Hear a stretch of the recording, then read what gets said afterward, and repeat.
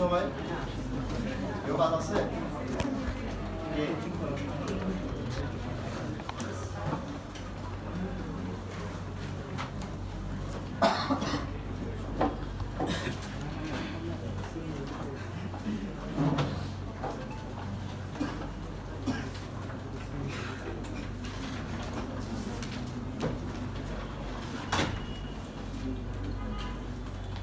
আসসালামু আলাইকুম। তাহলে একটা আর্টির সাথে আপনি কি কি বিষয়গুলো দিবেন দেখলেন? মনে থাকবে তো? হ্যাঁ, তাহলে এগুলো নিয়ে কার কাছে যাবেন সেটাও জানছেন তো? কোথায় লেখা আছে আপনি কার কাছে কোথায় যাবেন? Order form. আচ্ছা, এখন উনি কি করবেন? এবার ওনার দায়িত্বটাও বলে দিছে এখানে দেখেন ব্রিটিশরা রুল 2 তে Rule 2 তে উনি বলতেছেন, every plane shall comply with the rules contained in order 6 এবং order 7, অর্থাৎ order 6 এবং order 7 এর যে রুলগুলো আছে ওগুলো কমপ্লাই করে আপনাকে একটা আরজি রেডি করতে হবে, এটা বলেন, ঠিক আছে? এখন ওখানে আর কোনো যদি আপনার রিকোয়ারমেন্ট থাকে সেগুলো কি করতে হবে, ফলো করতে হবে। এই রুল 2 তে বলতেছে register of suit, the court shall cause the particulars of every suit to be entered in a book to be kept for the purpose and called the register of suits, civil suit, ঠিক আছে? এখন দেখেন আপনি যখন মামলাটা নিয়ে আরজিটা নিয়ে ওনার কাছে যাবেন, কার কাছে যাবেন? ওই অফিসার। এখানে সেরেস্তা বলো নাই, বলছো অফিসার। এটা আমরা ওখানে সেরেস্তাদার বলতে বলতে এটা প্রচলিত হয়ে গেছে, যদিও এটা একটা আপনার ফার্সি শব্দ। সেরেস্তাদার এই শব্দটা অনেক আগে থেকে চলে আসছে। পেশকার, ফেরেস্তাদার এগুলো তো বিদেশি শব্দ, হ্যাঁ, এগুলো আমাদের খাঁটি বাংলা শব্দ না। তো এই যে পেশকার, ফেরেস্তাদার এগুলো অনেক আগে থেকে ব্রিটিশ আমল থেকে চলে আসছে, সেই শব্দগুলো এখনো রয়ে গেছে। এখনো পর্যন্ত আমাদের অনেক সিনিয়র লয়াররা যুগ্ম জেলা জজ বলে না, ওনারা বলে সাব জজ। হ্যাঁ, ওনারা এখনো উচ্চারণ করে সাব জজ। এই সাব জজটা অনেক আগে থেকে চলে আসছে, সাবঅর্ডিনেট জাজ বলে। হ্যাঁ, তো এখন যারা আমরা ইয়াং লয়ার ওনারা আমরা এটা শুরুতেই শুনতেছি জয়েন্ট, এই জন্য আমরা যুগ্ম বলি। এই জন্য অনেক সময় সিনিয়রদের সাথে আমাদের অনেক সময় বোঝা করা হয় না যে সাব জজ কেন। আসলে সাব জজ এটাও ভুল না, কিন্তু ওই সাব জজের নামটা পাল্টিয়ে বলা হচ্ছে যুগ্ম জেলা জজ। তো এখন আপনি যে ওই অফিসারের কাছে যাবেন, অফিসারের কাছে যাওয়ার পর আপনি সবকিছু সাবমিট করার পর ওনার এখন দায়িত্ব আসছে। উনি কি করবেন? আপনি সঠিক আদালতে আসছেন কিনা, এখতিয়ার সম্পন্ন আদালতে আসছেন কিনা সেটা দেখবেন। কিভাবে দেখবেন? আঞ্চলিক এখতিয়ারটা দেখবেন, আর কি দেখবেন? আত্মিক এখতিয়ার দেখার পরে এবার উনি দেখবেন নেচার অফ সুট, আচ্ছা কি ধরনের মামলা করলেন। নেচার অফ সুট দেখার পর এবার আপনার কোর্ট ফি কি ধরনের আসবে, অ্যাডভালুয়েশন কোর্ট ফি নাকি ফিক্স কোর্ট ফি? কোর্ট ফি দুই রকম। কোর্ট ফি কয় প্রকার? কোর্ট ফি দুই প্রকার, একটা হচ্ছে ফিক্স কোর্ট ফি আর একটা হচ্ছে অ্যাডভালুয়েশন কোর্ট ফি। একটু লিখে রাখেন, ফিক্স কোর্ট ফি আর একটা কি অ্যাডভালুয়েশন কোর্ট ফি। এই court fee, fix court fee কি? ফিক্স কোর্ট ফি হচ্ছে অর্থাৎ যে কোর্ট ফি সরকার আগে থেকে নির্ধারিত করে রাখছে। যেমন এই যে আমরা এফিডেভিট দিই না, তো গভর্নমেন্ট বলছে এফিডেভিট দিতে গেলে 300 টাকা স্ট্যাম্প লাগবে, দিয়ে দিছে না? এগুলো হচ্ছে কি নির্ধারিত, এর 1 টাকাও বেশি দিতে হবে না। বুঝতে পারছেন? এটাকে বলা হয় ফিক্স কোর্ট ফি। এই জন্য আপনি যখন কোনো মামলা করতে যাবেন সেখানেও আপনার উল্লেখ করা আছে আপনি কত টাকা কোর্ট ফি দিবেন, ঠিক আছে? যদি এটা ফিক্স কোর্ট ফি হয় তাহলে ওখানে উল্লেখ করা আছে কত টাকা। যেমন আপনি যদি ডিক্লারেশন মামলা করেন, এই যে 42 আমরা 42 এর মামলা করছি না, তাহলে 42 এর মামলার ক্ষেত্রে ফিক্স কোর্ট ফি দিতে হয়। এবং আইনে উল্লেখ করা আছে পার ডিক্লারেশন, প্রত্যেকটা ডিক্লারেশনের জন্য আপনাকে 300 টাকা করে কি দিতে হবে? ফিক্স কোর্ট ফি দিতে হবে পার ডিক্লারেশন। আপনি যদি 5টা ডিক্লারেশন চান তাহলে 300 করে 1,500 টাকা, ঠিক আছে? জিনিসটা বুঝতে পারছেন? হ্যাঁ, আর যদি মনে করেন এই মামলাটা যদি হয় section 8 of the specific relief act অথবা section 39 of the cancellation of instrument হয়, হ্যাঁ, দলিল বাতিলের হয়, তাহলে সেক্ষেত্রে আপনাকে কোর্ট ফি দিতে হবে। আইনে বলা আছে অ্যাডভালুয়েশন। এখন what is ad valorem court fee? Ad valorem court fee আমি কি বুঝবো? যে কোর্ট ফিটা নির্দিষ্ট না, হ্যাঁ, যেটা আপনাকে মূল্যের অনুপাতে দিতে হবে। মূল্যের অনুপাতে, মূল্য বুঝেন? মূল্যের আনুপাতিক হারে। এখন এই জিনিসটাকে বলা হচ্ছে বাংলায় মূল্যানুপাতিক কোর্ট ফি। এখন মূল্যের আনুপাতিক হার মানে কি? কিসের মূল্যে? ওই যে আপনার সাবজেক্ট ম্যাটার মূল্য বলছেন না 3 কোটি টাকা, সেটার মূল্যের আনুপাতিক হারে আপনি কোড ফি দিবেন। এখন আনুপাতিক হারটা কিরকম হবে এটাও আইনে নির্ধারণ করে দেওয়া হয়েছে। বলা হচ্ছে আপনাকে 2% কোড ফি দিতে হবে। কয় পার্সেন্ট? 2% কোড ফি। এই হিসাবটা মনে রাখিয়েন, 2% কোড ফি, ঠিক আছে? আর এই 2% কোড ফি এর উপর আপনাকে ব্যাট দিতে হবে, সব জায়গায় ব্যাট দিতে হয়, ঠিক আছে? 15% কি দিতে হবে? ব্যাট দিতে হবে। এই দুইটা যোগ করে যেটা আসবে সেটাই হচ্ছে আপনার অ্যাড ভ্যালোরেম কোড ফি। জিনিসটা বুঝতে পারছেন? এখন হ্যাঁ, কোড ফির উপর, মূল্যের উপর না। কোড ফি যেটা বের হবে সেটা আমি এখন আপনাকে একটা উদাহরণ দিয়ে বলি। যেমন আমাদের মূল্য আসছে কত? 3 কোটি টাকা না? এখন আসেন, এই 3 কোটি টাকার উপর আমি 2% কোড ফি দিব, কত আসতেছে? 6 লক্ষ টাকা, তাই না? এখন এই 6 লক্ষ টাকার উপর এবার 15% কি দিবেন? ভ্যাট দিবেন। তাহলে কত আসতেছে? 90,000, ঠিক আছে? তাহলে এবার দুইটা যোগ করেন, 6 লাখ আর 90,000 যোগ করেন, তাহলে কত হবে? 6,90,000 টাকা, ঠিক আছে? ঠিক আছে নাকি? এখন দেখেন তাহলে আপনার কোড ফি কত টাকা আসছে? 6,90,000 টাকা। কি কোড ফি? অ্যাড ভ্যালোরেম কোড ফি। মানে অ্যাড ভ্যালোরেম কোড ফি বের করার সূত্র দেখাইলাম এটা। তাহলে অ্যাড ভ্যালোরেম কোড ফি বের করার সূত্র কি? প্রথমে আপনি মূল্যের উপর কি দিবেন? 2% কোড ফি দিবেন। এরপর কোড ফি যেটা বের হবে ওটার উপর আপনি 15% কি দিবেন? ব্যাট দিবেন। আচ্ছা, এখন আপনার এই সূত্র অনুযায়ী আপনার কোড ফি কত টাকা আসতেছে? 6,90,000 টাকা, ঠিক আছে? আচ্ছা, এখন এই 6,90,000 টাকা আপনাকে আদালতে কি করতে হবে? দাখিল করতে হবে। এই 6,90,000 টাকা কোড ফি যদি দেয় তাহলে পার্টিটা জীবন মামলা করবে না। সে বলবে আমি 6 লাখ টাকা দিয়ে মামলা করে লাভটা কি? একেবারে যার সাথে আমার বিরোধ তারকে 2-3 লাখ টাকা দিয়ে এটা মিটিয়ে দেবে। ভালো হইতো না এটা? খুবই ভালো হইতো, হ্যাঁ? এখন মামলাকে আবার নিরুৎসাহিত করতেছে না, আবার উৎসাহিত করতেছে না। গভর্নমেন্ট কি করলো? গভর্নমেন্ট বলতেছে, আইনে বলতেছে এই অ্যাড ভ্যালোরেম কোড ফিটা আপনাকে একটা সিলিং করে দেওয়া হয়েছে, নির্ধারিত সীমা। কত টাকা? বলতেছে সর্বোচ্চ কোড ফি হচ্ছে, অ্যাড ভ্যালোরেম কোড ফি হচ্ছে 40,000 টাকা। সর্বোচ্চ অ্যাড ভ্যালোরেম কোড ফি কত? 40,000 টাকা। এটা কিন্তু আবার এখানে একটু ঝামেলা আছে, হ্যাঁ? অনেক বইয়ে লেখা আছে 46,000 টাকা। এখন আসেন, যদি আপনাকে প্রশ্ন বলে এমসিকিউতে সর্বোচ্চ দেওয়ানি মামলায় লিখে দিবে, দেওয়ানি মামলায়, কারণ এখানে দুইটা মামলা আছে। দেওয়ানি মামলায় যদি সর্বোচ্চ কোড ফি কত? অ্যাড ভ্যালোরেম কোড ফি, আপনার আনসার হবে 40,000 টাকা।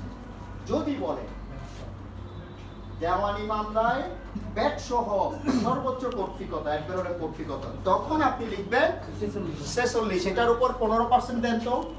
40,000 এর উপর কত আসে? 6,000। অঙ্কে খুব ভালো মনে হয় আপনারা, হ্যাঁ? তাহলে কত আসে টোটাল? 46,000 টাকা। এখন মিলছে সূত্র? হ্যাঁ, আমি অঙ্কে একটু দুর্বল, হ্যাঁ, এই জন্য আমি সরকারি পরীক্ষাতে একটু কম অঙ্কে দুর্বল বেশি। আচ্ছা, আমি 1-2 জানি, এইটুকু জানি, যোগ বিয়োগ গুণ ভাগ এগুলো জানি। ওই যে সরল অঙ্ক আমি নিজেই সরল না, এত সরল কেন বুঝবো? তো এক্ষেত্রে হ্যাঁ, ওই যে বকনাংশ এগুলো দেখে আমার ভয় লাগে। এখন 46,000 কখন লিখবেন? ব্যাট সহ বললে তখন আপনি দিবেন 46,000। আচ্ছা, এবার বলেন তো আমাকে 6 কোটি টাকা দিতে হবে? 6,90,000 টাকা দিতে হবে। আমি কত দিব? 46,000। ব্যাট সহ কত টাকা দিব? 46,000 টাকা। ক্লিয়ার? স্যার, হ্যাঁ স্যার এই কোর্সটা কি ফেরতযোগ্য নাকি? এটা ফেরতযোগ্য বলতে আইনে কিছু জায়গায় ফেরত আছে, সব জায়গায় এটা একবার ঢুকলে আর বের হবে না। সরকারি প্রশাসনে একবার টাকা ঢুকলে এটা বের হয় না। মানুষও ঢুকলেও আর বের হয় না, ঠিক আছে? তাহলে আপনার এই অ্যাড ভ্যালোরেম কোড ফি কি হবে? আপনি সঠিকভাবে কোড ফি দিচ্ছেন কিনা? মনে করেন আপনার 46,000 টাকা কোড ফি আসছে, উনি গণে দেখবে 46,000 টাকা বরাবর দিচ্ছেন কিনা। বাকি থাকলে উনি কি করবেন দেখেন, ওই আর্থিক বাম পাশে জায়গা আছে না, ওখানে লিখে রাখবেন। আপনি যদি সঠিকভাবে দেন তাহলে কোড ফি সঠিক লিখে দিবে, আর যদি বাকি থাকে লিখে দিবে আপনি জমা দিচ্ছেন কত আর প্রদেয় আছে কত লিখে দিবে, ঠিক আছে? লাল কালি দিয়ে লিখে দিবে। তাহলে উনি কোড ফি চেক করে ফেললো। চেক করার পর এবার উনি দেখবেন যে আপনি সমন টমন এগুলো দিচ্ছেন কি, ওই আদার্স কাগজগুলো দিচ্ছেন কি। দেওয়ার পর এগুলো যদি সব ওকে থাকে উনি কি করবেন, এই রুল 2 অনুযায়ী রেজিস্টার অফ স্যুট আছে না, রুল 2 অনুযায়ী রেজিস্টার অফ স্যুটে কি করবে, অন্তর্ভুক্ত নাম্বার তুলবেন। কি নাম্বার? এবার আসেন আপনার যে মামলা নাম্বার বলি না আমরা, সেই মামলা নম্বর আপনি কিভাবে চিনবেন কোনটা আপনার মামলা নাম্বার? এই যে রেজিস্টার অফ স্যুট ওখানে একটা ক্রমিক নাম্বার থাকে। রেজিস্টার অফ স্যুট দেখছেন কতগুলো বালাম বই আছে না, হ্যাঁ বড় বড় এগুলো আগে ব্যাংকে দেখা যেত, সোনালী ব্যাংক, রূপালী ব্যাংক, এগুলো তো দেখা যেত, ওরা এখন স্মার্ট হয়েছে, কম্পিউটার সাথে। হ্যাঁ এখন আপনার এই যে বোর্ডে গেলে এখন ওখানে দেখবেন বড় বড় বালাম বই আছে কিছু, ওগুলোকে আমরা বলি স্যুট রেজিস্টার। ওখানে গেলে আপনি আজকে কি মামলা করছে ওখানে সব পেয়ে যাবেন, কার বিরুদ্ধে করছে, তার নাম ঠিকানা সহ সব পেয়ে যাবে, কেন মামলা করছে এগুলো সব এভরিথিং দেখা থাকে। সিভিল ক্রিমিনাল দুই সাইডই এটা থাকে রেজিস্টার অফ স্যুট। হ্যাঁ স্যুট রেজিস্টার বলি। তাহলে স্যুট রেজিস্টারে কি থাকে, একটা ক্রমিক নাম্বার থাকে, ওই ক্রমিক নাম্বারটাই হচ্ছে আপনার মামলার নাম্বার। যেমন আজকে কয় তারিখ? 30 তারিখ না?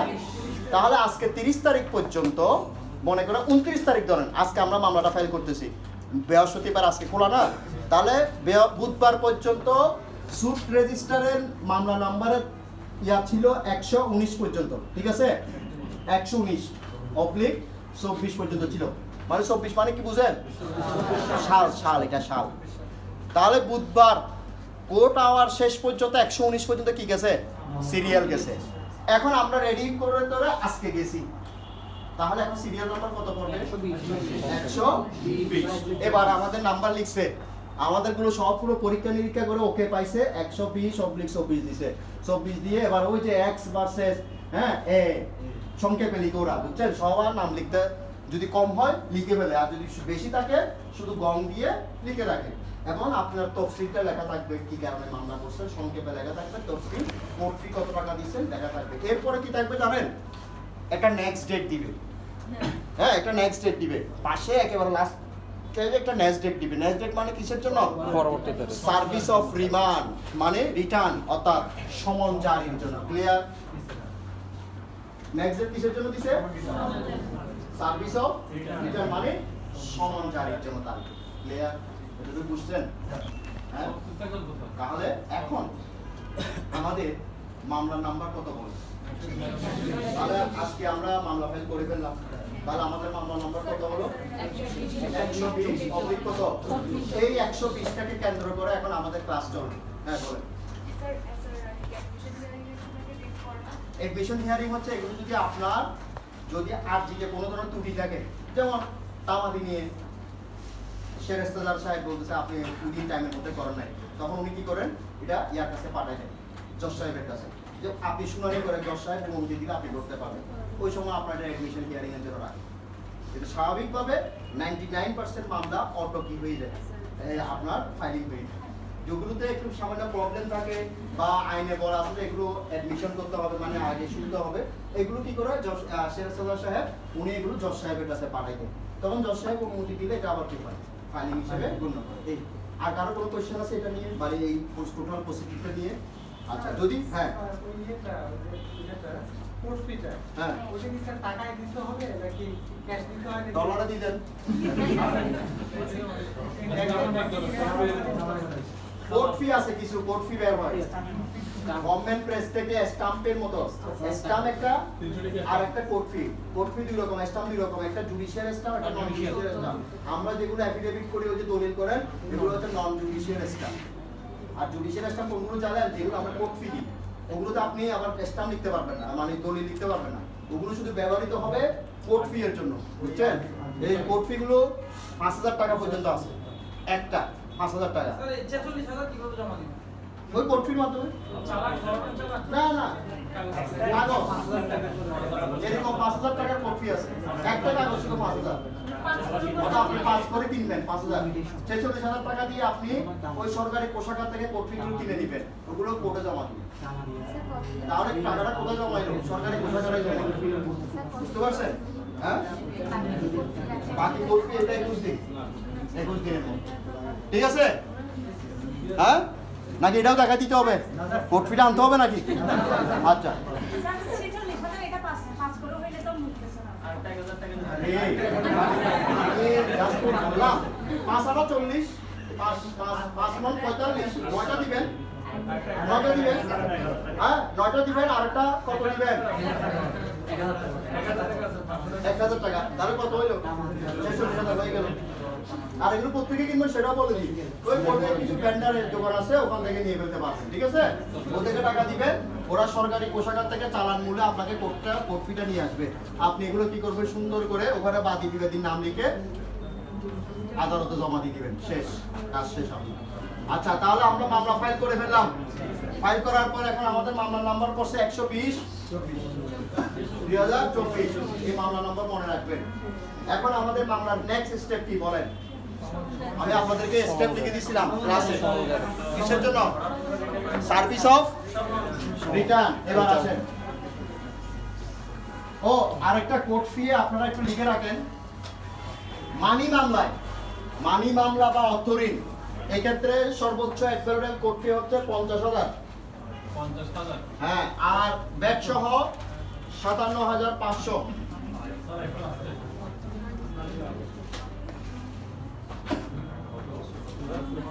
মানি মামলা বা অর্থঋণ মামলায় সর্বোচ্চ অ্যাডভারেবল কোর্ট ফি হচ্ছে 50000 ব্যাট সহ হলে 57500 হ্যাঁ 2.5% ওটাতে 2% না ওটাতে হচ্ছে 2.5% বুঝতে পারছেন কোর্ট ফি আইন আমি যা পড়াচ্ছি এই যে এখন যেটা বলছি এটা হাদিস হচ্ছে কোর্ট ফি আইন ঠিক আছে আমি নিজে থেকে কিছু পড়ানোর সুযোগ নাই তো বুঝছেন আইনে নিজে থেকে কিছু পড়ানোর সুযোগ নাই আইন তারপরে যে ইসলামের আপনার এই যে কোরআন এগুলো থেকে আমি নিজে বানাতে পারবেন কিছু করা যায় যা আছে তাই পড়াইতে হবে বাইরে পড়ার কোনো সুযোগ নাই সেই জন্য আইনে যেটা আছে আমি সেটাই বললাম ওকে এবার আসেন আমরা সার্ভিস রিটার্ন করব অর্থাৎ সমন জারি করব এবার এটা ফেরত আনতে হবে এই যে আপনি সমনটা জারি করবেন সমন কিভাবে জারি করবেন সমন কত প্রকার এবং সমন জারি না হলে কি করতে হবে সমন ফেরত আসলে আপনাকে আবার কি করতে হবে হ্যাঁ সমনটা আপনি কিভাবে জারি করবেন কখন জারি করবেন কোন সময় করবেন এভরিথিং আবার এগুলো বলে দিছে ওরা অর্ডার 5 এবার আসেন অর্ডার 5 অর্ডার 5 এ একটু দেখেন বই আনছেন হ্যাঁ বই কারা কারা আছে আমি কিন্তু শাস্তির কথা বলেছিলাম বই হাত তুলে কারা কারা বই এনেছে হাত কম যারা বই আনেন নাই তাদের প্রতি আবারও বিনীত অনুরোধ আপনারা নেক্সট ক্লাসে বই অবশ্যই আনবেন যদি না আনেন প্রত্যেক জনের কাছ থেকে আমি 100 টাকা করে জরিমানা নিব এবং ওই টাকাটা এখানে সবাইকে খাওয়ানো হবে না এটা আমার পকেটেও ঢুকবে না মুসলিমদের কোষাগারেও যাবে না হ্যাঁ এটা আপনাদেরই টাকা আপনাদেরই উদ্দেশ্যে খরচ হবে আজকে থেকে নামাজ বুঝছেন না আজকে আমি আপাতত কিছুটা কারণ আজকে তো আমার শিডিউল ক্লাস ছিল না আমার তো শনিবার হ্যাঁ এই জন্য আমি কিছুটা ইয়া করতেছি বাট নেক্সট ক্লাস থেকে যদি আপনারা বই না আনেন আমি কিন্তু বরাবর সবার কাছ থেকে 100 টাকা করে নিব এবং সেটা আমি জনকল্যাণে এখানে সবার হ্যাঁ আমি বিলি করে দিব বলতে যে কোনো কিছু খাওয়াবো লস দিতে থাকবেন বই না আনলে এখন আসেন issue and service of summons ঠিক আছে হেডিংটা হচ্ছে issue and service of summons এখন এই অর্ডার 5 করার আগে আপনাকে মনে রাখতে হবে এটার কোনো সেকশন আছে কিনা সেকশন কত সেকশন 27 একটু দেখে নেন সেকশন 27 এ কি বলতেছে সামন্স টু ডিফেন্ডেন্ট সুন্দর করে বলে দিয়েছে সামন্স টু ডিফেন্ডেন্ট সেকশন 27 কি বলতেছে দেখেন ওখানে বলে দিয়েছে অর্ডার 5 এ রুল 1 অনুযায়ী প্রত্যেক বিবাদীকে আপনাকে সমন দিতে হবে। অর্ডার 5 এর রুল 1 অনুযায়ী প্রত্যেক বিবাদীকে সমন দিতে হবে। এখন দেখেন সমন কেন দিব বা এটা কি জিনিস বলেন, হোয়াট ইজ সামান?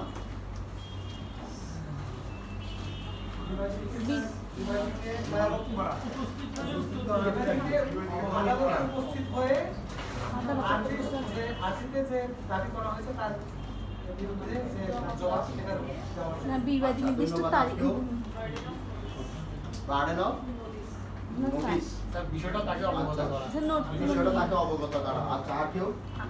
আদালতে হাজির হওয়ার জন্য নির্দিষ্ট তারিখে আদালতে নির্দিষ্ট তারিখে আদালতে হাজির হওয়ার জন্য। আচ্ছা তারপর সমনের মধ্যে আদালতে জবাব দাখিলের জন্য। আচ্ছা তারপর আর কেউ? ডিসপিউটেড প্রপার্টি সম্বন্ধে তাকে জানানো।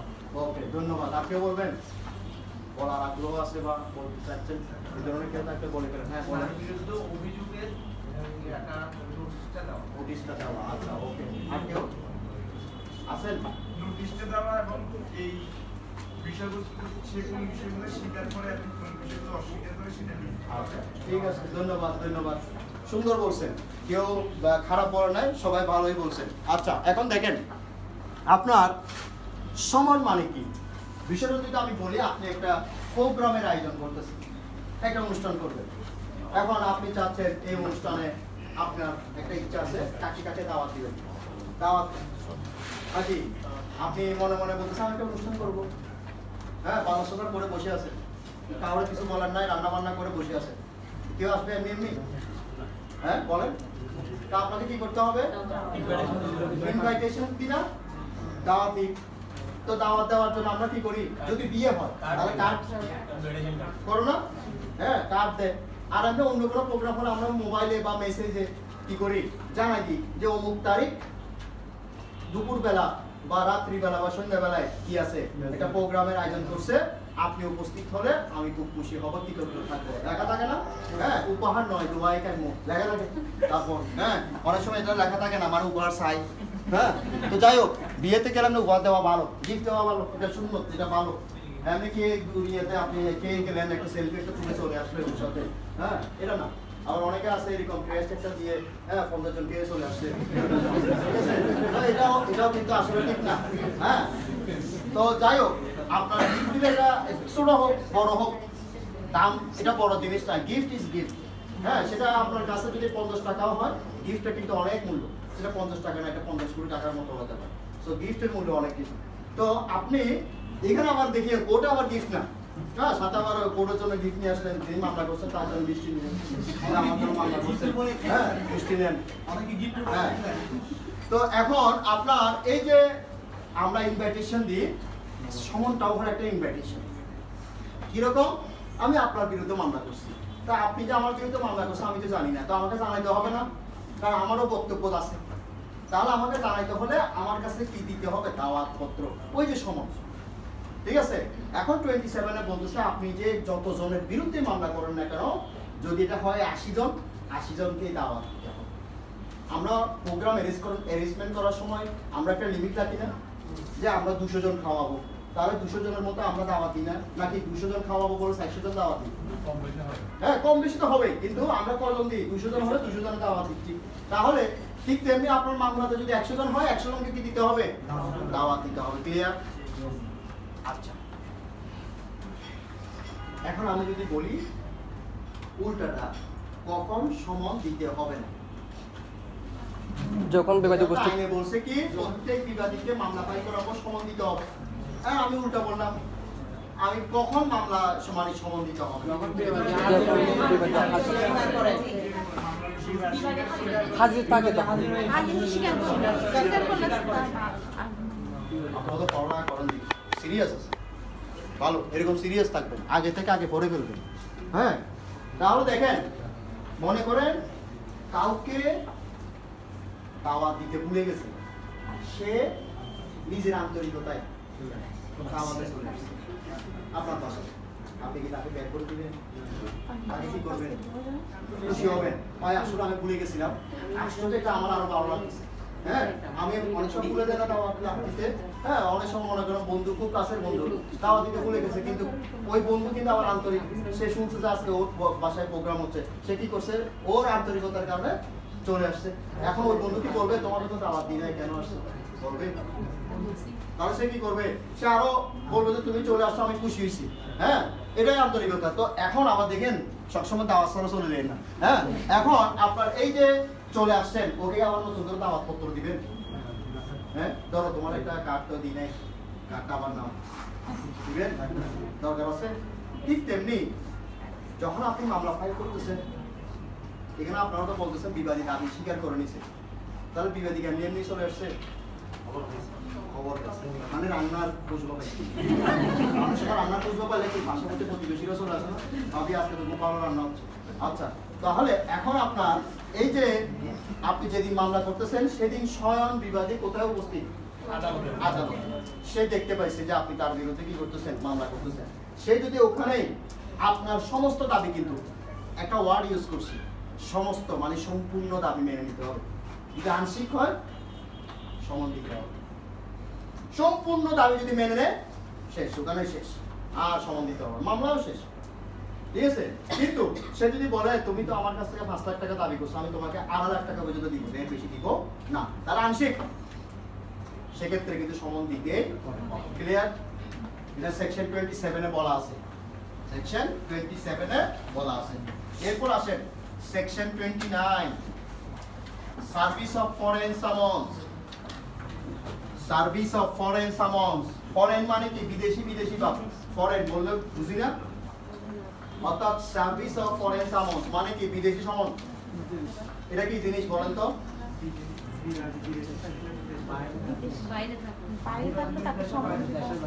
আরে বিদেশ শুনলে বাইরে থাকে কেন, বিদেশ কি কেন থাকতে পারে না, হ্যাঁ এক দেশ থেকে অন্য দেশ থেকে এটাও তো আমাদের বিদেশি। তো আপনারা বলতেছেন কি বিদেশি সমন জারি করা, না এটা হচ্ছে বিদেশি সমন জারি না, এটা যদি আমি বলি বিদেশি সমন এখানে জারি করবে। অর্থাৎ মনে করেন দুবাইতে সে অপরাধ করছে, সৌদি আরবে অনেক সময় দেখবেন বাঙালি ওখানেও চুরি করে না, ওখানে বেশিরভাগ জুতা চুরি এগুলো করে কারা, বাঙালি এখান থেকে চোর ওখানে ট্রান্সফার হয়েছে, বুঝছেন, ওরা রপ্তানি হয়েছে আর কি দেশের মানুষ এই দেশ থেকে ওখানে রপ্তানি হয় না, তো কিছু চোর তারপরেও ওখানে চলে যায় আসতে, তো ওরা ওখানে ওগুলো অভ্যাস থাকতে পারে না, অনেক সময় ওরা কি করে মালিককেও মেরে ফেলে, নিজের মালিককেও মেরে ফেলে। এখন ওইখানে মনে করেন কি হচ্ছে, বিচার হচ্ছে, সে মনে করেন দেশে চলে আসছে, এখন তার ওই সমনটা ওই দেশেও কিন্তু কি দেয়, বিচার হওয়ার সময় সমন দেয়, তাকে নোটিশ দেয় কি।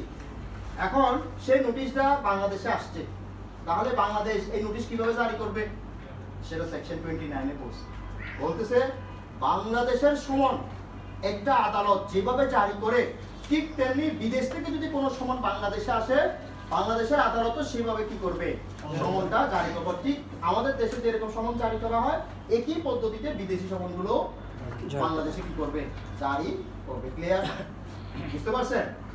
অর্থাৎ দুবাই থেকে বাংলাদেশে সমন পাঠাইছে, এখন এই সমন আপনি কিভাবে জারি করবেন, প্রশ্ন আসতে পারে না, কি ওদের আইনে করবো না আমাদের আইনে, বাংলা সেকশন 29 এ বলতেছে বাংলাদেশের আইন, অর্থাৎ বাংলাদেশে একটা সমন যেভাবে জারি হয় আপনি সমনটাও সেভাবে জারি, ঠিক আছে। আচ্ছা এখন আসেন section 30, power to order discovery and the like. Power to order discovery and the like, power মানে কি, ক্ষমতা দিছে, কিসের ক্ষমতা দিছে, টু অর্ডার আদেশ দেওয়ার জন্য, কিসের আদেশ দিব, discovery and the like. Like মানে ফেসবুকে লাইক, লাইক মানে কি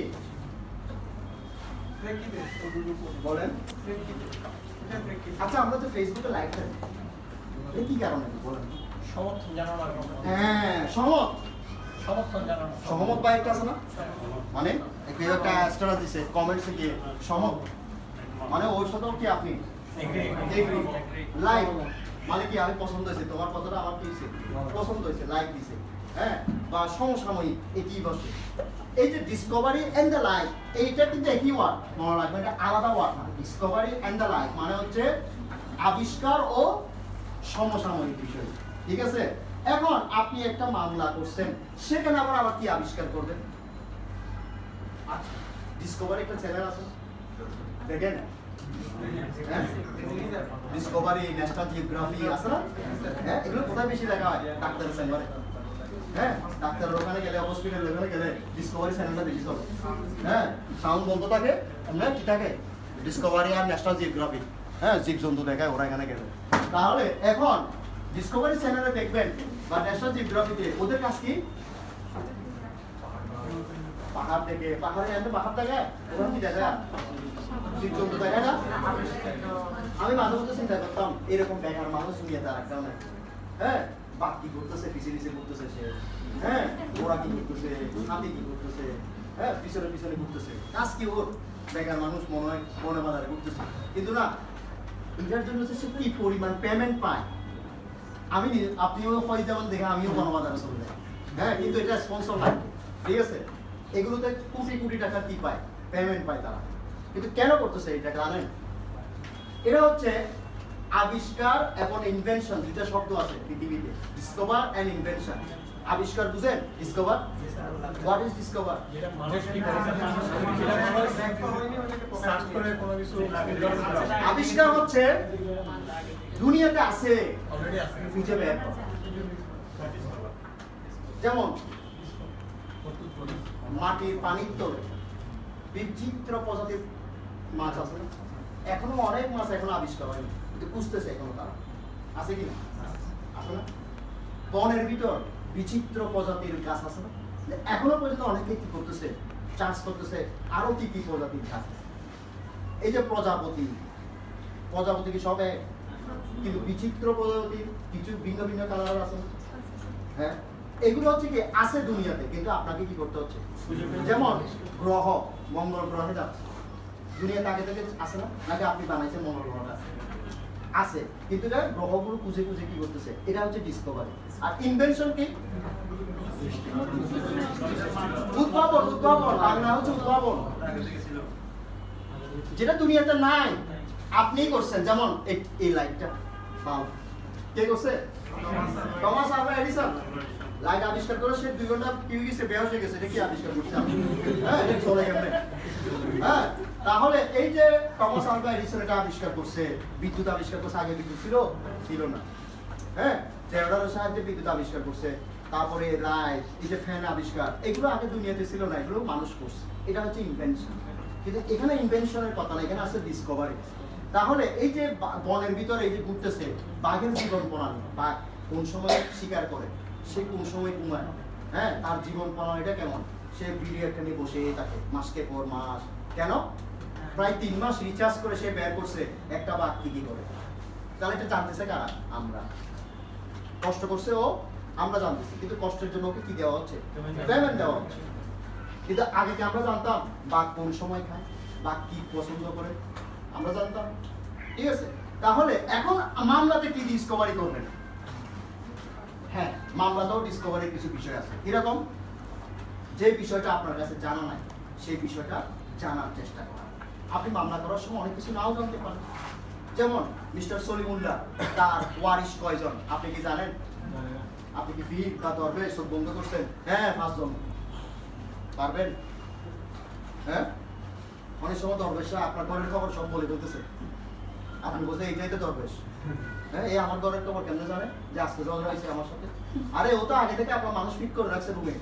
হ্যাঁ, আপনার মানুষ তো ওকে কি ও গিয়ে ওরা দরবেশকে আগে বলে দিচ্ছে আজকে ওদের মধ্যে কি হয়েছে, ঝগড়া হয়েছে।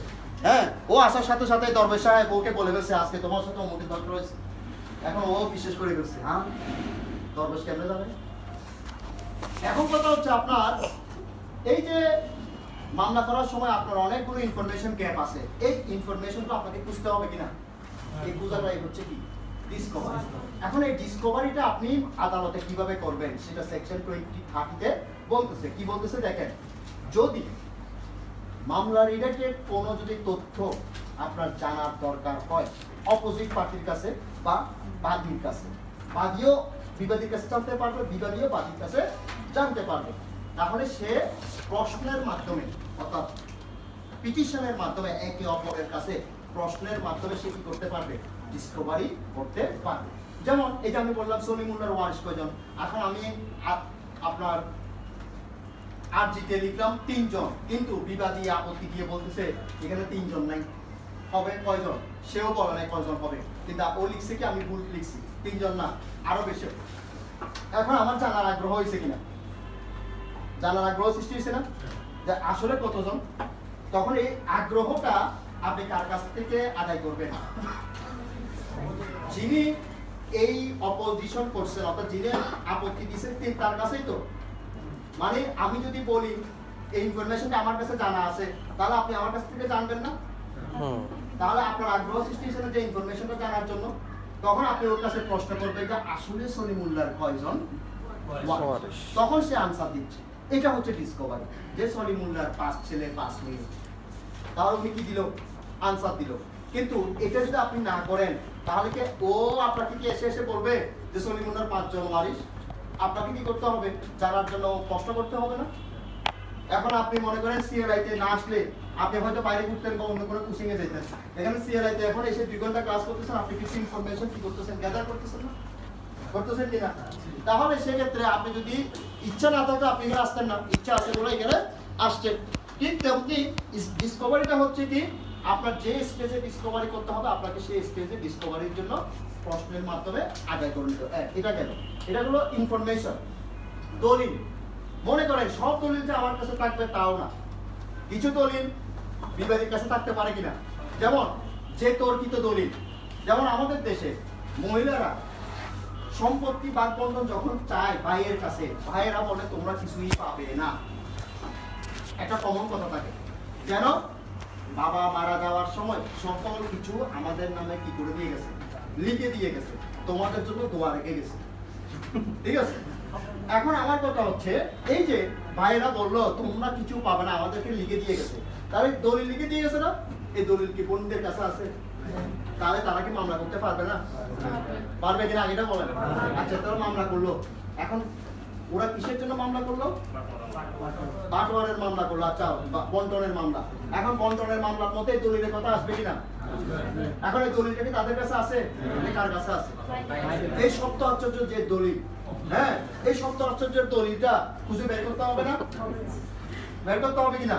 এখন ভাইরা তো এমনি এসে দিয়ে দিবে না, তাহলে এটা কিসের মাধ্যমে দিবে, আদালতের আদেশ দিলে, আদালতের আদেশ দিলে সে দিতে কি বাধ্য, তাহলে আপনাকে এটা খুঁজতে হবে কিনা আদালতের কাছে, অপোজিটের কাছে বুঝতে হবে না, নাকি আদালত দরবেশের মতো চোখ বন্ধ করে বলে দিবে দলিল দিয়ে দাও, বলে দিবে, তাহলে আপনাকে বুঝতে হবে। তাহলে বুঝতে হলে আপনাকে প্রশ্ন করতে হবে, এত নম্বর দলিলটা আদালতে কি করা হবে, এটাও ডিসকভারি, এটাও কি ডিসকভারি, ক্লিয়ার। 3 নম্বর হচ্ছে সাক্ষীর মাধ্যমে। কিছু কিছু সাক্ষী আছে থার্ড পার্টি সাক্ষী, যেমন বিশেষজ্ঞের মতামত আছে না, দলিলের স্বাক্ষর নিয়ে আপনাদের মধ্যে বিরোধীছে, আপনি বলতেছেন এটা আমার বাবার স্বাক্ষর না, আমার বাবার স্বাক্ষর কি ব্রিটিশ প্রেসিডেন্টের স্বাক্ষরের মতো, হ্যাঁ হ্যাঁ আমেরিকার প্রেসিডেন্টের স্বাক্ষরের মতো, আমার বাবা এরকম লেখে না কোনোদিন, আমার বাবা স্বাক্ষর দিচ্ছে সবসময় ইংলিশে, এখানে দেখা যাচ্ছে কিসে, বাংলায়, জীবন উনি বাংলা লেখে নাকি, তাহলে আপনার সন্দেহ হয়েছে, সন্দেহ হতে পারে। এখন আপনি এটা কি দিচ্ছেন, এক্সপার্ট ওপিনিয়নে দিচ্ছেন স্বাক্ষর পরীক্ষা করার জন্য। এখন এই এক্সপার্ট ওপিনিয়ন উনি একটা প্রতিবেদন দিবে না, হ্যাঁ দিবে কিনা। এখন এই প্রতিবেদনটা নেওয়ার জন্য উনি কিসের ভিত্তিতে এটা দিছে, ওনার একটা প্রতিবেদন লাগবে কিনা, ওনার একটা সাক্ষী লাগবে না, এইটাও হচ্ছে কি ডিসকভারি, ক্লিয়ার। ওনাকে কি করতে হবে, হাজির করতে হবে না, উনি কি এমনি চলে আসবে, যিনি বিশেষজ্ঞ মতামত দিবেন। এই যে হস্ত রেখা বিশারদ বলি আমরা, এভিডেন্স একটা আছে না, উনি কি এমনি চলে আসবে আদালতে সাক্ষী দেওয়ার জন্য, আদালত থেকে তাকে কি ডাকতে হবে না, দেন তা উনি কি করবেন, আসবেন, এটাও কি ডিসকভারি। ফরেনসিক রিপোর্টটাও কি ডিসকভারি, ফরেনসিক রিপোর্ট না, ফরেনসিক রিপোর্টে এটা হচ্ছে কি আপনার ক্রিমিনালে, এখানে তো ফরেনসিক রিপোর্টের সিভিলে ফরেনসিক রিপোর্টের কাজ নাই, কম। হ্যাঁ ফরেনসিক রিপোর্ট আপনি যদি আসে তাহলে সেটা যদি আপনি সাক্ষী হিসেবে নিতে চান, তাহলে যিনি ফরেনসিক রিপোর্ট রেডি করছেন ওনাকে আবার আদালতে এসে কি দিতে হবে, সাক্ষী দিয়ে ওটাকে আপনাকে অ্যাডমিট করে দিতে হবে, বুঝছেন। আচ্ছা এখন আসেন সেকশন 30টা বুঝছেন। আচ্ছা এখন আসে সেকশন 31, সামন্স টু উইটনেস। আপনি যদি কোনো সাক্ষী দেন, হ্যাঁ তাহলে প্রত্যেকটা সাক্ষীকে আপনার কাছে কি পাঠাইতে হবে, সাক্ষীর প্রতি নোটিশ পাঠাইতে হবে, এটা একদম ইজি। সামন্স টু উইটনেস যেটা বলছে এটা একদম ইজি, অর্থাৎ আপনি যদি কোনো উইটনেসকে সামন নিতে চান তাহলে সেক্ষেত্রে ওই উইটনেসের প্রতি কি পাঠাইতে হবে, সমন পাঠাইতে হবে। কোন উইটনেস বলেন তো, একদম ইজি বলে দিলাম। স্যার বিবাদী পক্ষের খুব ইজি করে দিচ্ছি তো, এই জন্য ইজি করে লিখে ফেলছেন। হ্যাঁ শুনেন, আবার বাদী পক্ষের সাক্ষী, বাদীর সাক্ষী কে দিবে? আমার মামলা কে আছে, এক্স ওয়াই না, তাহলে বাদী সাক্ষী এক্স ওয়াই দিবে, কে দিবে বলেন? জেড এসে দিবে। হ্যাঁ তাহলে এই দুইজন থেকে যে কোনো একজন, এক্সও দিতে পারে ওয়াই দিতে পারে, ঠিক আছে কিনা? তাহলে ওনাকে কি আবার নোটিশ দিতে হবে বলেন? আচ্ছা তাহলে পার্সেস কি এ বি সি ডি না? আচ্ছা তাহলে বিবাদী প্রত্যেকে কি সাক্ষী দিবে? যে কোনো একজন মনে করেন এ দিল, তাহলে একে কি আবার নোটিশ দিতে হবে? তাহলে এখানে এটা কোন নোটিশের কথা বলছি?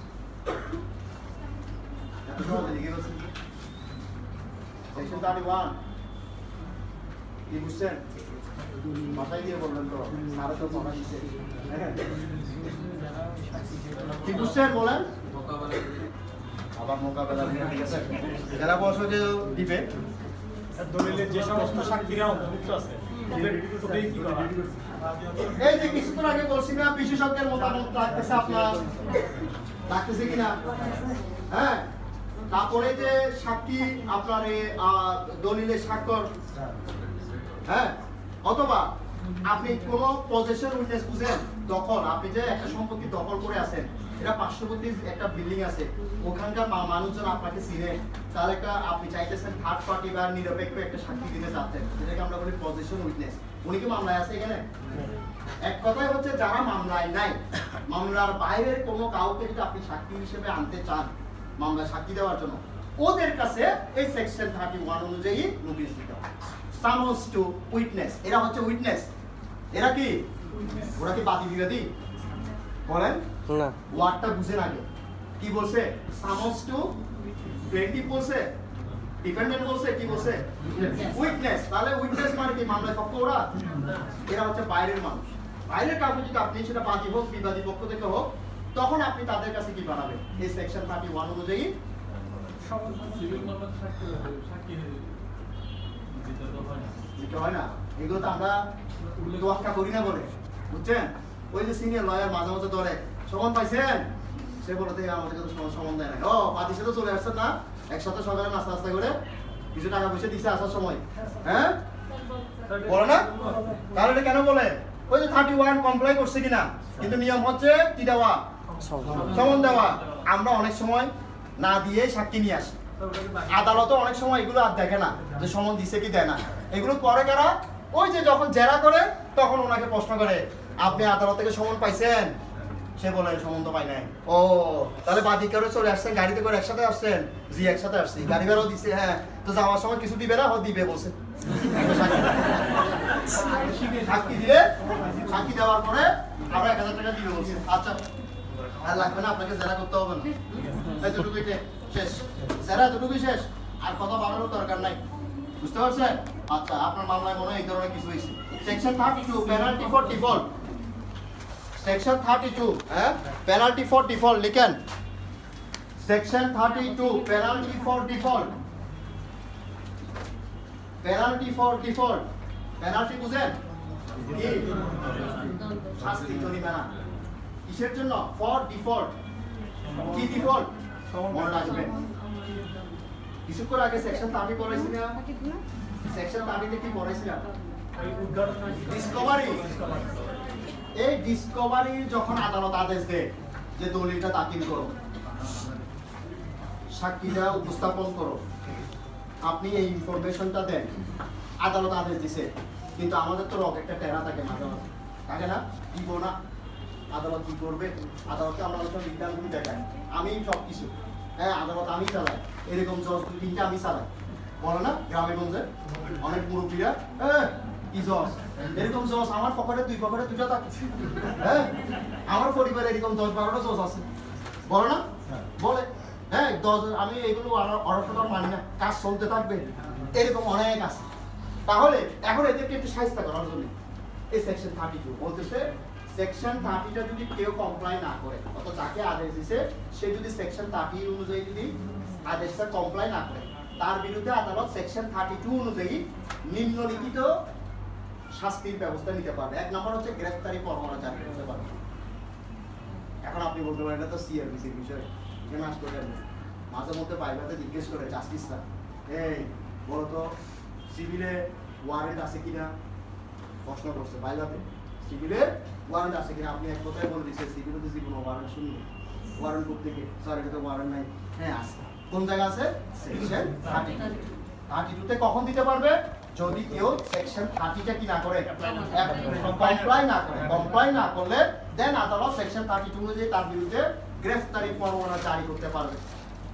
তাহলে গ্রেফতারি পরোয়ানা জারি করার পর তাকে ধরে নিয়ে আসবে না, ধরে আনার পর আদালত তাকে কি করবে? সালাম দিবে, কি করবে? বাঁধে রাখবে, তাকে জেলে পাঠাবে। কোথায়? জেলে পাঠাবে, জেলে, শ্বশুর বাড়ি। কোথায় পাঠাবে? জেলে পাঠাবে।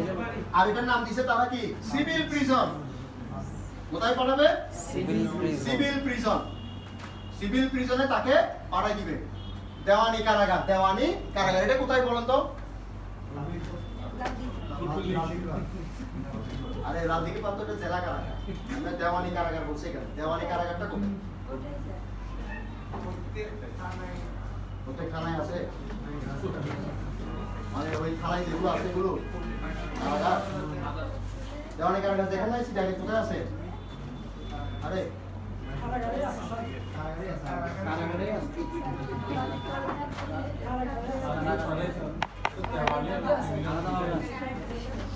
আপনার কারাগার ছিলেন আসলে?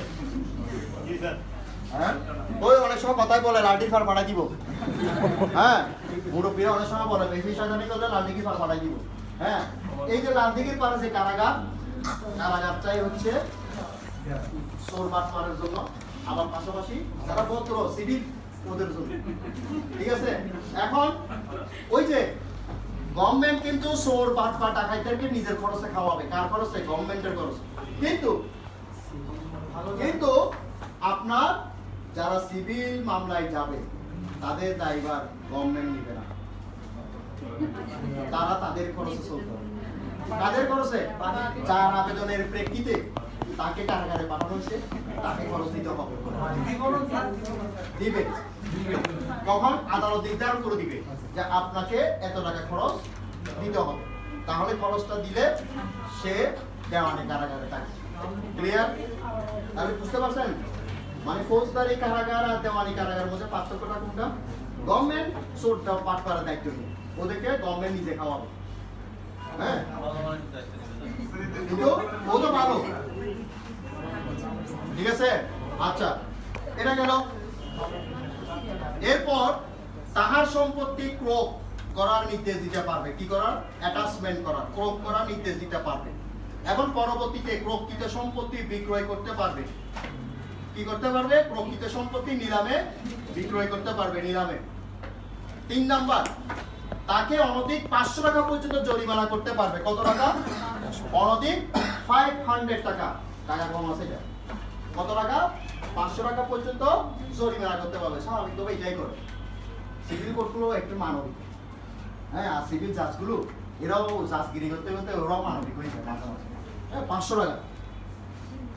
তাহলে শেষ। এবার আছেন অর্ডার 5। Order 5 rule 1 summons. সামন্সে কি দেখেন একটু কথা বলে দিই। এখানে 2012 সালে এখানে সংশোধন হয়েছে, তো এখানে প্রথম লাইন একটু দেখেন, এই জন্য বই আনলে একটু সুবিধা। Point rule 1 order 5 rule 1। Sir এখানে প্রকৃত সম্পত্তি কত সময় পর্যন্ত স্থিত অবস্থা এখানে রাখা এটা যাবে? বলে নাই, এটা কিন্তু আরেক জায়গায় বলছে। এটা হচ্ছে অর্ডার 39 বলছে। এখানে কত সময় পর্যন্ত প্রয়োগটা বলবো সেটা বলবো। আচ্ছা, এখন আসেন আপনার অর্ডার 5 রুল 1। অর্ডার 5 রুল 1 এ কি বলতেছে একটু শুনেন। আমি যদি আপনাদের কাছে বই থাকে আর রেড কালার কলম যদি থাকে এটা একটু নেন। সেখানে লিখতেছে দেখেন, when a suit has been duly instituted, অর্থাৎ যে মামলাটা ডিউলি দায়ের করা হবে, অর্থাৎ ইনস্টিটিউট অর্থাৎ সঠিকভাবে দায়ের করা হয়েছে। এখানে শেষ। এরপরে কি বলতে দেখেন, এ সামন্স অর্থাৎ সমন শ্যাল বি ইস্যু। এখানে একটা দাগ দেন, ইস্যু থেকে shall be issued by the officer. By the officer মানে কি? ওই যে অর্ডার পরে পড়ছিলাম না অফিসার, সেই অফিসার কথা বলছি। By the officer of the court appointed in this behalf to the defendant within 5 working days. এখানে রেড কালার করে 5 working days এ, আর ওয়ার্কিং এ একটু গোল চিহ্ন দিয়ে রাখেন। কেন? পরীক্ষার সময় যখন বই খুলবেন এই লাল চিহ্নগুলো চোখে আগে পড়বে, এই জন্য রেড কালার দিয়ে রাখতে বলছি। 5 ওয়ার্কিং ডেজ, ওয়ার্কিংটা একটু গোল চিহ্ন দিয়ে রাখেন। এখন দেখেন এখানে আইনের কিছু বিষয় আছে, একটা ওয়ার্ড বলছে সার্ভিস আর একটা ওয়ার্ড বলছে ইস্যু, দুটো দুই রকম। আইন হচ্ছে শব্দের খেলা, এখানে ব্যাখ্যার মধ্যে অনেক কিছু থাকে। আপনাকে আগে ইস্যু না করলে আপনি সার্ভিস করবেন কিভাবে বলেন? আপনাকে আগে যদি ইস্যু না করেন আপনি সার্ভিস করবেন কিভাবে? আপনি একটা চিঠি ডাক বিভাগে যাবেন, আগে আপনাকে চিঠিটা রেডি করে স্বাক্ষর করে পাঠাতে হবে। তা আপনি তো স্বাক্ষর করেন নাই, কিছু করেন নাই, তো ডাক বিভাগ কি এমনি আপনাকে আপনার চিঠিটাই জারি করবে? ঠিক তেমনি আপনি মামলা করার পর আপনি তো সমর্থন সব দিয়ে দিচ্ছেন, কোথায় দিয়ে দিচ্ছেন? সেরেসিদার কাছে। এখন সেরেসিদারের কাছে, সেরেসিদারকে বলতেছে উইদিন 5 ওয়ার্কিং ডেজ। কয়দিন? 5 কর্মদিবস। একটা কথা মনে রাখবেন, এখানে আপনারা তো বই কিনছেন, বইয়ের মধ্যে যে জায়গাগুলোতে ডেজ দেখবেন সেখানে একটা রাইট মার্কিং দিয়ে রাখবেন। যেখানে আপনি ওয়ার্কিং ডেজ দেখবেন ওয়ার্কিং এ একটু গোল চিহ্ন দিয়ে নিচেও দাগ দিয়ে রাখবেন। কেন? দুইটার মধ্যে দুই রকম। যখন ডেজ পড়বে তখন বন্ধের দিন সহ যোগ করতে হবে, শুক্র শনিবার সহ। আর যখন ওয়ার্কিং ডেজ পড়বে তখন মনে রাখবেন বন্ধের দিন প্লাস সরকারি যদি কোনো গেজেটেড বন্ধ, যেমন সামনে যে ঈদুল আজহার বন্ধ আছে ওখানেও বন্ধ আছে না, সরকারি গেজেটেড বন্ধগুলো বাদ দিতে হবে, অর্থাৎ কর্মদিবস হিসাব করবেন। যেমন কর্মদিবস আমাদের দেশে কখন? রবিবার থেকে বৃহস্পতিবার। তাহলে রবি, সোম, মঙ্গল, বুধ, বৃহস্পতি, কয়দিন হয়েছে? 5 দিন, 5 ওয়ার্কিং ডেজ। অর্থাৎ আমরা যদি মামলাটা যদি মনে করেন রোববারে ফাইল করছি তাহলে রোববার দিন বাদ, তাহলে সোম, মঙ্গল, বুধ, বৃহস্পতি, তাহলে শুক্র শনিবার 2 দিন বাদ দিবেন, তাহলে আবার আস্তে আস্তে কত দিন? রবিবার। তাহলে উনি রবিবার পর্যন্ত কি পাচ্ছেন? সময় পাচ্ছেন কি ইস্যু করার জন্য? ওই যে আমি সমন যেগুলো জমা দিয়েছি সেগুলো ইস্যু করতে হবে। ইস্যু করার পরে আসতেছে কিসের জন্য? এবার এইগুলো জারি করার জন্য কিছু লোক আছে। কিসের লোক? আদালতের কিছু অ্যাপয়েন্টেড লোক আছে, মানুষের বাড়িতে গিয়ে কি করবে? ওরা এই সমনগুলো জারি করবে। এদেরকে বলা হয় জারিকারক, এবং ইংলিশে হচ্ছে প্রসেসর। তাহলে ওনারা কখন নিবেন? সেরেসিদা যখন ইস্যু করে দিবে তখন ওরা এসে এগুলো নিয়ে যাবে, নিয়ে ওরা কি করবে? ঠিকানা অনুযায়ী গিয়ে সমনগুলো কি করবে? জারি করবে। এতটুকু কোশ্চেন, ঠিক আছে? আচ্ছা, এখন আসেন আপনার ইস্যু, সরি, সমন কত প্রকার? সমন কিছুক্ষণ আগে বলছিলাম না, একটু খেয়াল করেন, আমি সংক্ষেপে শেষ করতেছি কারণ সমন একটু জামাল আছে তো, আগেটা বুঝেন। সমন 2 প্রকার, নেজারত সমন, ডাক সমন। উভয় প্রকার সমন, এই 2 প্রকারই সমন জারি করতে হবে। করতে হবে কিনা? 2 প্রকার সমন জারি করতে হবে। এখন আমাকে বল, আমাদের মামলায় কয়জন বিবাদী? 6 জন। এক পর্যন্ত আছে কিন্তু কয়জন? 6 জন। এখন এই 6 জন বিবাদীর জন্য আপনাকে কয়টা সমন রেডি করতে হবে? 12টা। অঙ্কে খুব কাঁচা। একজনের জন্য কয়টা? সমন কয়টা? 12টা। তাহলে কয়টা রেডি করতে হবে? 12টা, তাই না? আচ্ছা,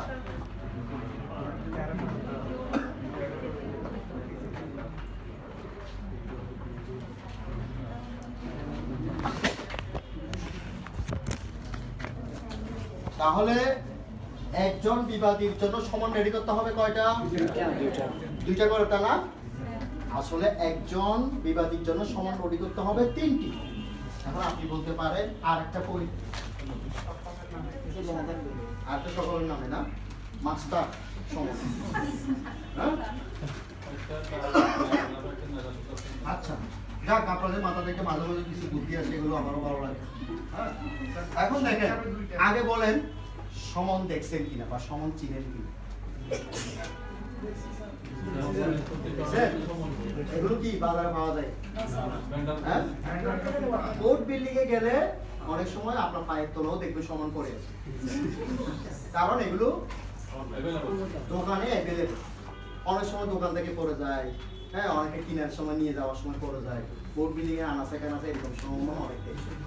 হ্যাঁ, তো প্রতিটা দোকানে সমনের এই ফরম্যাটটা আছে। তারপরেও আপনাদেরকে সুবিধার্থে দেখানোর জন্য এখানে আমি সমনের কপি নিয়ে আসছি, সমনের কপিটা দেখতে পারেন। সেটা হচ্ছে প্রত্যেকটা বিবাদীর জন্য আপনাকে এই ধরনের একটা সমন রেডি করতে হবে। কয় ধরনের? এই ধরনের। এখানে উপরে লেখা আছে মোকদ্দমা নিষ্পত্তিকরণার্থে সমন, ঠিক আছে? এইরকম সমন কয়টা রেডি করবেন? কয়টা? আমার মনে তিনটা এরকম।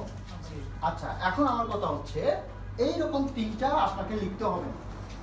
একটা লিখবেন, বাকি দুইটা অটো উঠে যাবে। কিরকম বলুন তো? কার্বন কপি দিয়ে।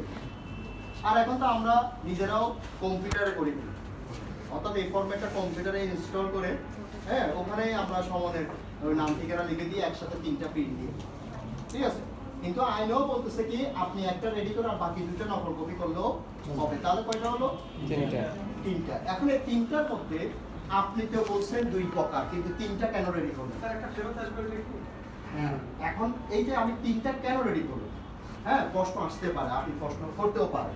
সেটা কেন করলাম, সেটা কারণটা হচ্ছে এই যে একটা লিখছেন না হাতে, সেটা হচ্ছে মূল কপি। আর দুটো কি থাকবে? কার্বন কপি, নকল কপি। এই দুটা কপির মধ্যে দেখেন মেজারস সমন এখানে যাবে দুইটা, এখানে যাবে একটা। এখন অঙ্ক মিলতেছে কিনা আগে দেখেন। মেজারস সমন কয়টা যাবে? দুইটা। আর দাগ সমন যাবে একটা। আগে মেজারস সমনটা দেখেন। এখন আপনি বলতে পারেন মেজারস সমন দুইটা কেন? এক, আগে আসেন মেজারস সমনটা কে করবে?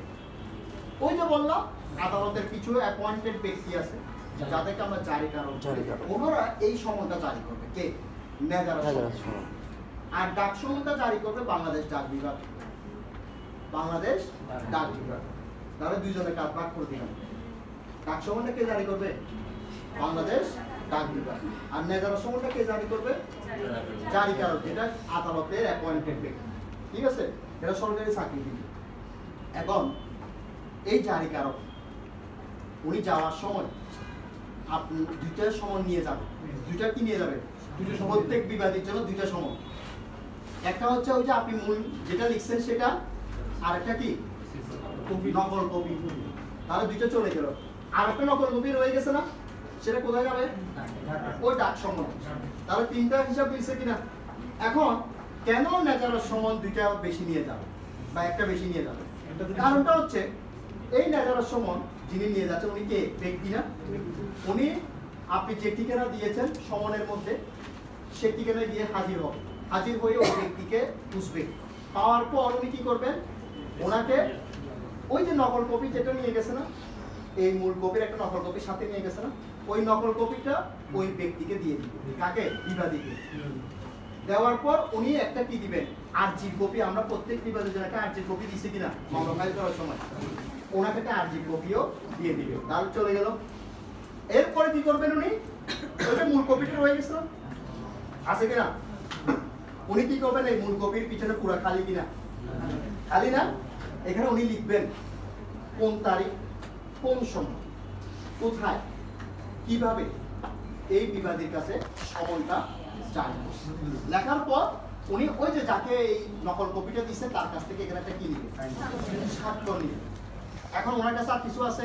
জারিকারকের কাছে আছে তো? এই যে হ্যাঁ, আর বাকিগুলো তোকে দিয়ে দিছে। একটা আরজি কপি আর একটা নকল কপি দিয়ে দিছে। এখন কি করবে সে? এটা নিয়ে এসে কি বাড়িতে চলে যাবে? সে কি করবে? ট্যাগ করবে। ট্যাগ বুঝেন? এই যে ফেসবুকে ছবি একটা তুলে ট্যাগ করে দেন সবাই, হ্যাঁ সেলফি তুলে আজকে খাইছি, সেলফি তুলে যে খায় নাই অনাহারা আছে তারাও ট্যাগ করে দেন। আসলে এরকম ট্যাগ মানে কি? হ্যাঁ, মানে ফেসবুকে ট্যাগ করে দেওয়া মানে কি বুঝেন? বুঝেন? হ্যাঁ, তুমিও দেখো ইনফর্ম করে দিছো তাকে যে আমি ঘুরতেছি, তুমিও ঘুরো।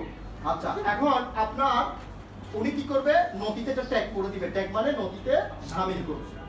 তাহলে নথিতে শামিল করলে কি হবে? ওই বিচারক সাহেব যেদিন ধার্য তারিখ ওই দিনটা উনি দেখতেছে কি আসছে, ফেরত আসছে। ফেরত আসছে মানে কি? জারি হয়েছে। উনি পরে দেখবে এটা আসলে জারি হয়েছে কিনা, কিভাবে জারি করছে। যদি যথারীতি মানে সঠিকভাবে জারি হয় তাহলে জারি হিসেবে গণ্য। ক্লিয়ার? তাহলে কেন 3টা রেডি করছে বুঝতে পারছেন? তাহলে প্রত্যেক বিবাদের জন্য কয়টা সমন রেডি করতে হবে? 3টা। আমাদের বিবাদী কয়জন? 6 জনের জন্য কয়টা হবে? 18টা। ক্লিয়ার? তাহলে 18টা আমরা সমন জমা দিয়ে দিছি, আরজি কপিও দিয়ে দিছি। আরজি কপি আবার 18টা না, আরজি কপি কয়টা হবে? 6টা। আচ্ছা, এখন দেখেন আপনার রুল 1-এ আর তেমন কিছু নাই। সেখানে একটা কথা বলছে, যদি কোনো অফিসার সমন ইস্যু করতে যদি দেরি করে মানে 5 দিনের বেশি হয়, সেক্ষেত্রে ওই কর্মকর্তার বিরুদ্ধে মিসকন্ডাক্টের জন্য ব্যবস্থা নেওয়া হয়। কার কর্মকর্তা? ওই যে অফিসার শেরেস্তাদার সাহেব উইদিন 5 ওয়ার্কিং ডেজ এর মধ্যে যদি উনি সমনটা ইস্যু না করেন, তাহলে সেক্ষেত্রে আদালত তার বিরুদ্ধে মিসকন্ডাক্টের ব্যবস্থা নিতে পারবে, দায়িত্ব অবহেলা। বুঝতে পারছেন? এটা কেন করছে জানেন? আমরা তো প্র্যাকটিস করে আমরা দেখতেছি অনেক ত্রুটি বিচ্যুতি থাকে। আগে কি হতো জানেন? মামলা করতো, সমন ফেলে রাখতো, ইস্যু করতো না। তো ইস্যু না করলে জারি করবে কিভাবে? হ্যাঁ, এরকম দেখা যাচ্ছে যে 2 মাস 3 মাস ওই ওনাকে টাকা দিলে উনি কি করতো? ইস্যু করে দিত। হ্যাঁ, তখন আবার এটা জারি করতো।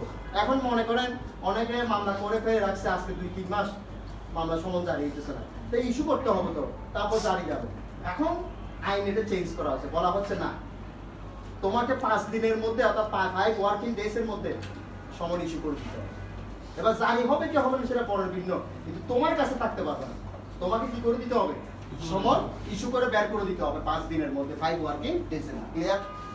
আচ্ছা, এখন না করলে মিসকন্ডাক্টের জন্য সে লায়াবল হবে। এবার ডাইরেক্ট চলে আসেন আপনার রুল 6-এ। এটা শাস্তিটা বড় নাই, মিসকন্ডাক্ট তাকে চাকরিচ্যুতি করতে পারে, হ্যাঁ, আপনাকে ওকে সতর্ক করতে পারে বা ট্রান্সফার করতে পারে, তাকে বরিশাল পাড়া দিতে পারে। আচ্ছা, রুল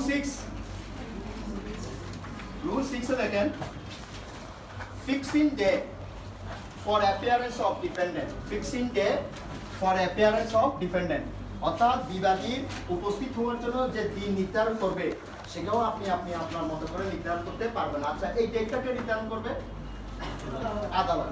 আচ্ছা, এখন এই আদালতে বিবাদীকে উপস্থিত হওয়ার জন্য একটা ডেট দেয় না? কোথায় দেয়? সমনের মধ্যে। সমনের মধ্যে 2টা ডেট লেখা থাকে, একটা হচ্ছে ফাইলিং ডেট আর একটা হচ্ছে সে কখন হাজির হবে, এই ডেটটা লেখা থাকে। আচ্ছা, এখন আমার কথা হচ্ছে এই যে ডেটটা দিচ্ছে এটাকে আদালত কিসের উপর ভিত্তি করবে? নাকি স্ক্যানটা দেখে চোখ বন্ধ করে দিয়ে দাও 22 তারিখ?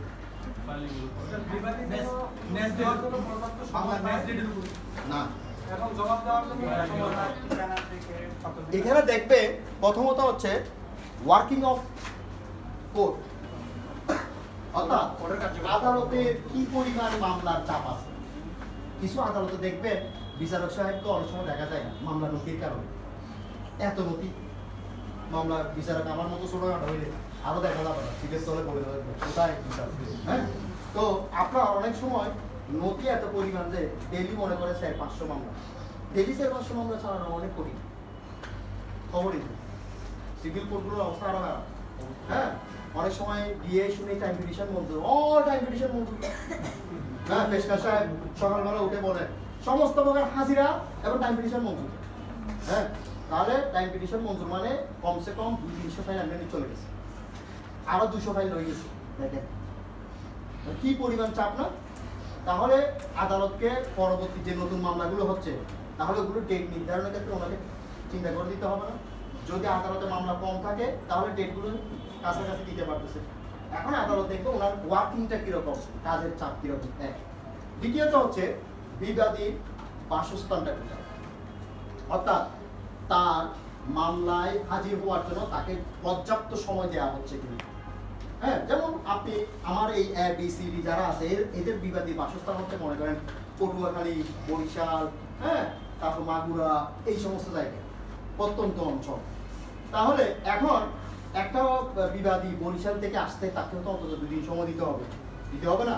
হ্যাঁ, সে লঞ্চে উঠবে, জুড়ে জুড়ে টাকায় নামবে, তারপর আবার সেখান থেকে সে বাসে করে সেখানে আসবে, তাকেও তো একটা সময় দিতে হবে। হ্যাঁ, আবার মাগুরা থেকে সে আসবে, তারপর হচ্ছে কি পটুয়াখালী থেকে আসবে, এই যে সময়টা এটা দিতে হবে। কিন্তু মনে করেন বিবাদীর বাসস্থান হচ্ছে চকবাজার, হ্যাঁ, তাহলে তাকে কি বরিশালের মতো সময় দিতে হবে? চকবাজার থেকে কোর্টে আসতে তার 2 দিন সময় লাগবে। হ্যাঁ, এটা 10-15 মিনিটের ব্যাপার, তাই না? তাহলে সেক্ষেত্রে আদালত বিবাদীর বাসস্থান এবং সময় এটাও চিন্তা ভাবনা করে তারিখটা কি করবে নির্ধারণ ক্লিয়ার। আচ্ছা, এবার আসে রুল 9। রুল 9টা পড়াই শেষ করে দিব, ঠিক আছে?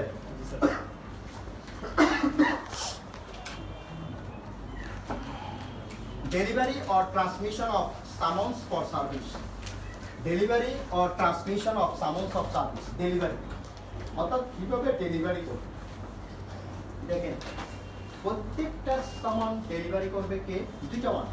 একটা হচ্ছে আপনার নেজারত বিভাগ অর্থাৎ জারিকারক, আর একটা কে? বাংলাদেশ ডাক বিভাগ। এখন আপনি যদি মনে করেন যে আমরা অনেক সময় বলি বাংলাদেশ ডিজিটাল হয়েছে না, অনেক ক্ষেত্রে বাংলাদেশ এগিয়ে গেছে, অস্বীকার করার কথা, হ্যাঁ, স্বীকার করতেই হবে। আবার কিছু কিছু ক্ষেত্রে আপনার ডিজিটাল হয়েছে, আবার কিছু কিছু ক্ষেত্রে ডিজিটাল হয়। যেমন আইনের ক্ষেত্রে আমরা অনেক পিছিয়ে আছি, অনেকে এখনো ডিজিটাল হয়নি।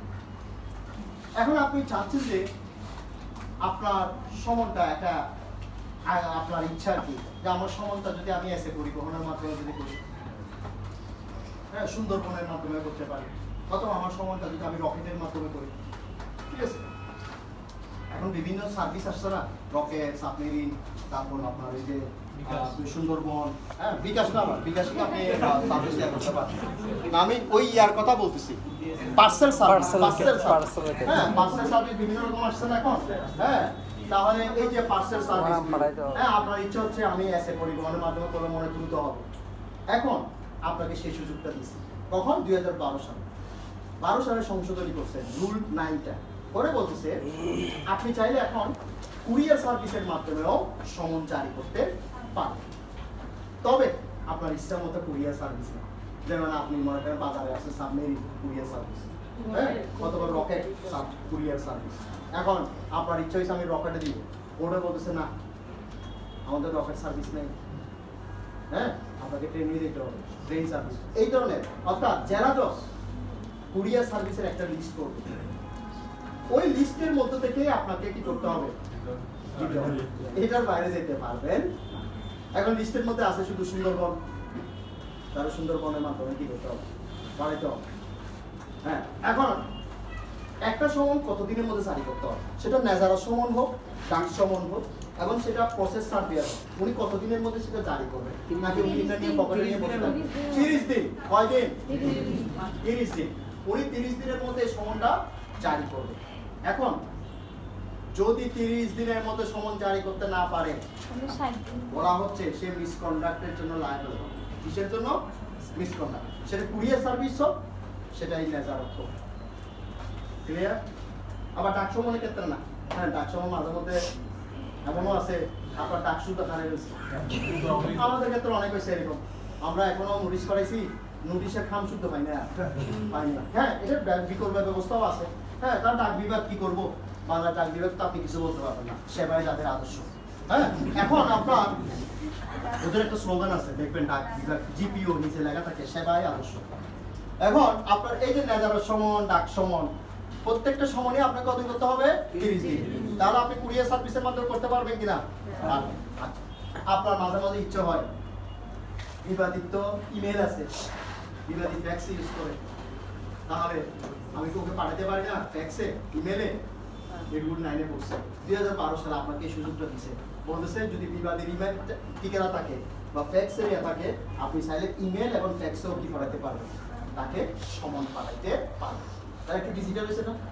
হ্যাঁ, অদূর ভবিষ্যতে দেখা যাবে বিবাদী যদি ফেসবুক অ্যাকাউন্ট থাকে, হ্যাঁ, বা তার যদি মেসেঞ্জার বা হোয়াটসঅ্যাপ থাকে আপনি চাইলে মেসেঞ্জার বা হোয়াটসঅ্যাপও কি করতে পারবেন আগে মানে আজকে বিল মামলা করে সুন্দর করে মেসেঞ্জারে বলবেন হ্যাঁ সুখবর আপনার জন্য আজকে একটা কি করছি আপনি কালকে আগামী এত তারিখ দয়া করে একটু হাজির হবেন হ্যাঁ তার মানে এই পরদিন দেখবেন আপনাকে ব্লক মেরে দিচ্ছে ঠিক আছে যাই হোক ব্লক মারার আগেই কি করে দিবেন মেসেঞ্জারে মারা দিবেন আপনি দেখাতে পারবেন কোর্টকে স্যার দেখেন পাঠাইছি কিন্তু ব্লক মেরে দিচ্ছে তো যাই হোক এখন রুল 9 এ যেটা বলতেছে তাহলে সেক্ষেত্রে আপনাকে এখানে ইমেল ফ্যাক্সের কথাটাও কি বলে দিছে একসাথে বলে দিছে এটা হচ্ছে রুল 9 এর বিষয় তাহলে কিভাবে আপনি জারি করবেন সেটা পাইছেন এবার হ্যাঁ কি পদ্ধতিতে মানে করা যায় এবার আসে রুল 9 এ রুল 9 এ হচ্ছে বাদী সরাসরি সমন জারি করতে পারবে কিনা বাদী সরাসরি সমন জারি করতে পারবে কিনা দেখেন খুব সুন্দর জিনিস আপনার মনে মনে ইচ্ছা হয়েছে হ্যাঁ বিবাদী আমার পাশে থাকে মানে পাশের ফ্ল্যাটে কে থাকে বিবাদী আপনি বলতেছেন ইস সমনটাকে আমি দিয়ে আসতে পারি না এই যে আপনার একটা উইশ আশা আকাঙ্ক্ষা সেটা আপনার কি হয়েছে আফসোসটা গভর্নমেন্টে শুনছে বলতেছে না এটা একটা সুযোগ দেওয়া যায় এখন বলতেছে কি বাদীও চাইলে সরাসরি বিবাদীর কাছে গিয়ে সমন জারি করতে পারবে একদম ওই যে জারিকারক যেভাবে সমন জারি করে ঠিক বাদীও চাইলে কি করতে পারবে বিবাদীর বাসায় গিয়ে বা ঠিকানায় গিয়ে সমন জারি করতে তবে বলছে কি এইখানে সরকার কোনো খরচ দিবে না বাদীর নিজ খরচে করতে হবে এখন আগে আবেদন করতে হবে কোথায় আদালতের কাছে আদালত অনুমতি দিলে তাহলে বাদীর নিজ খরচে সে কি করতে পারবে বিবাদীর বাসায় গিয়ে বা ঠিকানায় গিয়ে সমন জারি করতে সাপোজ মনে করেন আমি চাকরি বিবাদী করছি সে আমার পাশের ফ্ল্যাটে থাকে এখন আপনি আজকে মামলা করছেন আদালত যদি আপনাকে অনুমতি দেয় তাহলে আপনি কি করবেন ওয়েল ফুড থেকে 2 কেজি মিষ্টি নিয়ে সুন্দর করে ওর বাসায় যাবেন গিয়ে খাওয়া দাওয়াও করবেন বলবেন আজকে রাতে আপনার সাথে খাবো খাওয়া দাওয়া করবেন খাওয়া থেকে বাসা থেকে চলে আসার সময় তাকে সমনটা ধরা দিলেন যে ভাই কিছু মনে করিয়ে না হয়ে গেছে কি হ্যাঁ একটা মামলা করে ফেলছি বলে হ্যাঁ আপনি একটু ওই তারিখে শেষ ও দরজা বন্ধ করে দিবে রুম করে আপনি দরজাটা বন্ধ করে দিবেন শেষ হয়ে গেল বুঝতে পারছেন তাহলে আজকে এতটুকু হ্যাঁ হ্যাঁ কে থাকবে এটা নেক্সট ক্লাসে সমাজকে বলে দিলে